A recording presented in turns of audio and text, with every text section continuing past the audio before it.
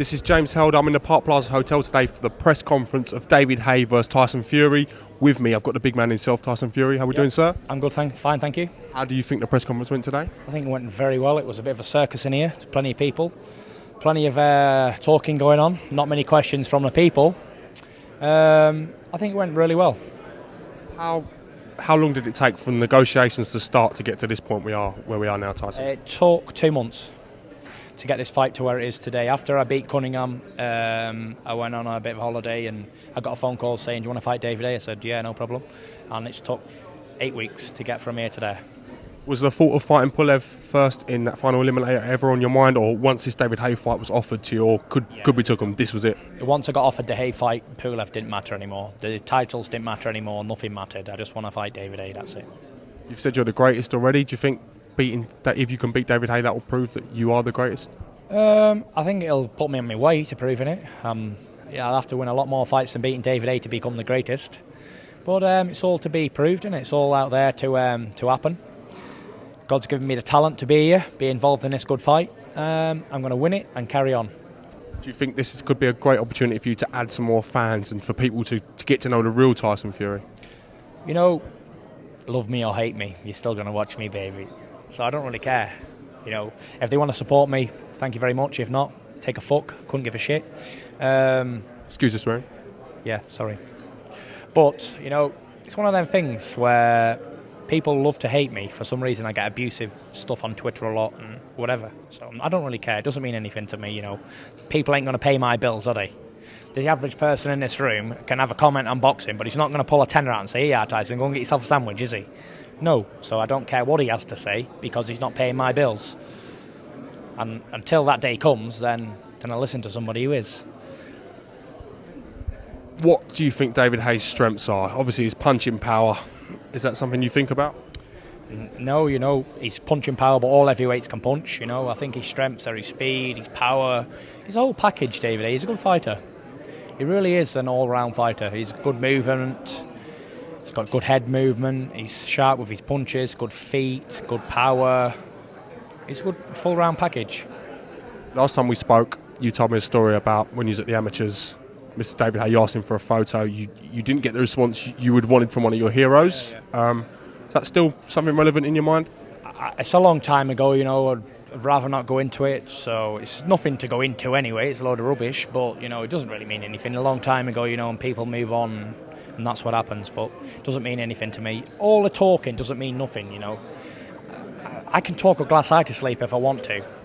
I'm sure David Haye can as well, but you know, when we're in between them ropes, the talking's finished. The training's done. People are in their seats, seat belted in and ready for action. And that's all I care about, putting the action on in the ring and having a fight. That's it. I do appreciate that, but as a journalist, I have got to ask you some questions, sir. I hope you do understand that. No problem. Fire away. Hoping the Manchester people are going to get behind you, being a Manchester boy. I know you've a lot of your Twitter about the stuff about Ireland, fighting for Ireland as well as the UK. You anticipating the Manchester crowd to support you? Yeah, 100%. You know, it's either they're going to come and support me to see me win, or they're going to come and support me to see me lose. Whichever way, it doesn't matter as long as they come.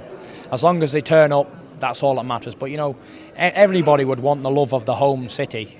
You know, and so far I've been showed no love at all, none. And do I really deserve to be shown no love after representing 21 times all over the world, the city where I was born? And to be showed no love is disrespectful.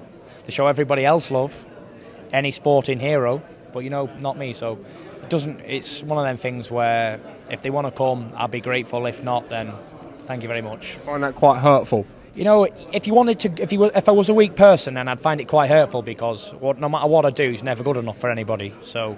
But it doesn't really interest me because, like I say, no one's paying my bills, only me.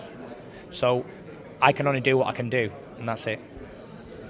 Do you think you've got the tools to defeat Mr. David Haye? If I didn't, I wouldn't be standing here and I wouldn't be going to fight him. I do think I can beat David Haye. I don't think it, I know it. And there's one little saying I'm going to say. Irish blood, English heart. There's nothing on earth I'm afraid of.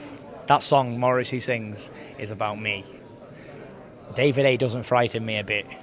There's nothing on earth I'm afraid of, right? I'm just going to get stuck into him. No one's ripped into David Haye properly, not even Klitschko. He was a little girl faffing around with a jab and sticking around.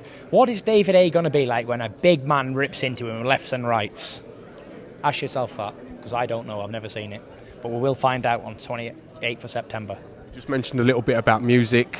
We've seen Broner wrap himself into the ring. We've seen you sing a little bit against Steve Cunningham. Same sort of intro? You're going to grab the mic and walk yourself in this time around? No, I'm not interested in that. I'm going to get me mic, go in as a champion, and take me fight game to David Haye and come out a champion. Last question, can I get a quick word on the David Price-Tony Thompson affair? Did you happen to see the second fight? I did, yes sir. Could you give me your response or your thoughts initially? This is going to sound big-headed and probably why people don't like me, but I told you so. All along, I told everybody so. Nobody listens until it happens. Now everybody's got egg on their face because all along David Price could beat me. And probably people still think David Price can beat me, but I beg to differ. Any words of encouragement or maybe even sympathy for David Price? Listen, I've already offered my services to David Price. Peter has offered his services. If he wants to be trained to come over to Team Fury, and Peter will train him, and Peter believes that he could turn David Price into a champion and get him back on winning ways, and I 100% believe that as well, because all you've got to do is look at what Peter's done with me in the past 18 months. He's given me footwork, movement, he's given me everything, and if he can do it with me, then he can do it with David Price. There's no difference. I think Peter Fury's been a little bit underrated and downplayed, his input into your career? No, for sure, definitely not. Without Peter Fury, I won't be standing here today, because I wouldn't be involved in a super fight such as I am. I'd be involved in domestic 8-rounders, because I was going nowhere. I was on a road to nowhere. I was undefeated, but I was out of shape, not boxing right, and Peter got me right in the right, straight and narrow path. So I got it all. I got Peter to thank for getting me here and getting me this big fight. 12-week training camp. Will you be doing the bulk of your training in Belgium, in Ireland, in England? What's going on? It's all going to be done in Belgium, up until we come back September 14th or something, before the fight. I'll be living and breathing boxing and training for the next 12, 11 weeks, however long it is. September the 28th, MEN Arena. We'll be there as well, along with the world press. Absolutely massive occasion. Definitely, it's a massive occasion, and it's an occasion that I'm really thankful to be involved in. It sounds a bit stupid, me being so humble and thankful, but it just is, you know. Today, all these people turned up. A lot of press, a lot of video people, a lot of cameras, and you know, we have to train hard to get all this. So I must have done something right along the way, and I feel as if I'm being rewarded for all my efforts. Tyson Fury, sir, I wish you and David Haye come out safe of the fight. I hope it's a great encounter for the British public to watch and worldwide. And I said thank you for asking my questions so honestly and so humbly. No problem, and I'll also like to say thank you for interviewing me. I from London do a great job, as always. Hit us with one verse before we go. No, I'm not hitting you with any verses. I'm finishing off what I've got to say, and interrupt me again, I'll body shot you. I thought you had finished speaking. Apologies, sir. Thank you very much.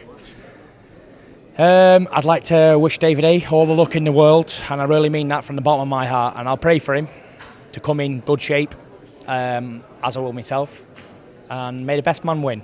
That's all I can say. Good luck to both of us. Ready, sir? Yep, finished. I want to thank Tyson Fury for answering my questions so honestly. We'll be there, Manchester, September 28th. Tickets are available now. Get involved. Be there or be square, baby.